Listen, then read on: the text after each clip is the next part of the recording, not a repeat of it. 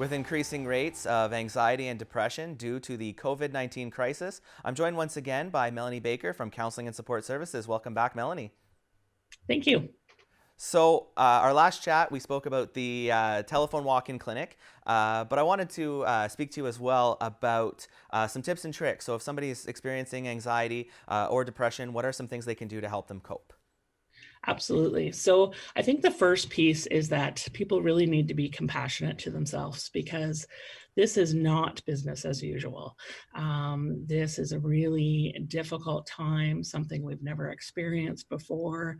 And I think to have that expectation on yourself that you're going to be just as productive as you were before is unrealistic and really kind of sets you up for failure in that way.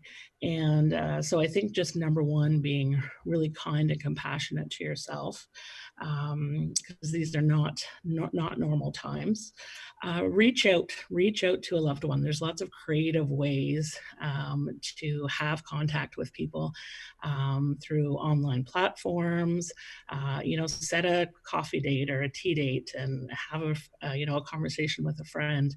You still get to see each other, you get to talk to each other. It's not quite as good as being in person, but it helps.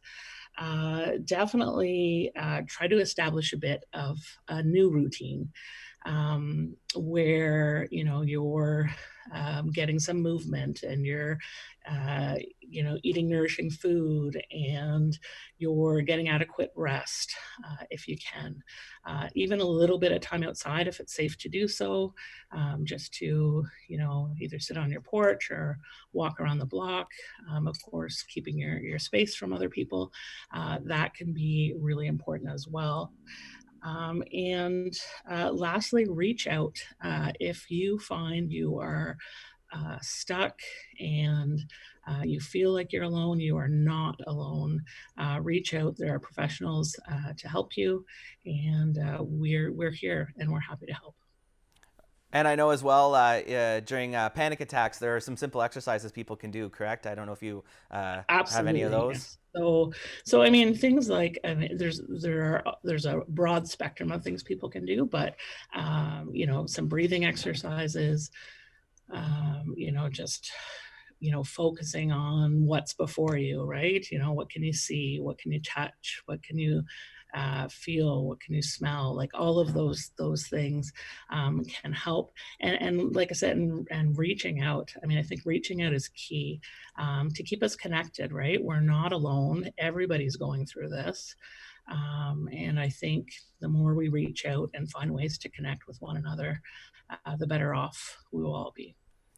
And when we talk about reaching out, it is so important to reach out as well for help. If you are finding yourself in a place where some of these tips and tricks aren't doing the trick, we talked our last interview about the telephone walk-in clinic. Again, if that's not enough, Counselling Support Services does have a wide range of services. Why don't you tell me a little bit about those?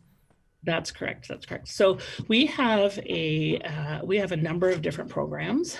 We have a program for male survivors of sexual assault. That is a program that's free to the client. We have a violence against women program that is free for women and children who find themselves in that circumstance. So there's no cost to the individual. And then we have a sliding scale where people can pay for services. It's dependent on their income and the number of dependents they have. And that ranges from $40 an hour to $140 an hour. We have group benefits. If people have group benefits, for instance, they can submit a receipt for their therapy session. We also work with a number of different EAP providers, so check in with us. You might already be connected with us in some way. So there are lots of different options. Excellent. So we'll just finish off with how people can get in touch and reach you. Excellent. So 613-932-4610, extension 127 is the best place to reach us at this point. We will call you back and we will set something up. Excellent. Well, Melanie, thank you so much for joining me and updating our viewers on all the wonderful services that Counseling and Support Services provides to our community. You're welcome.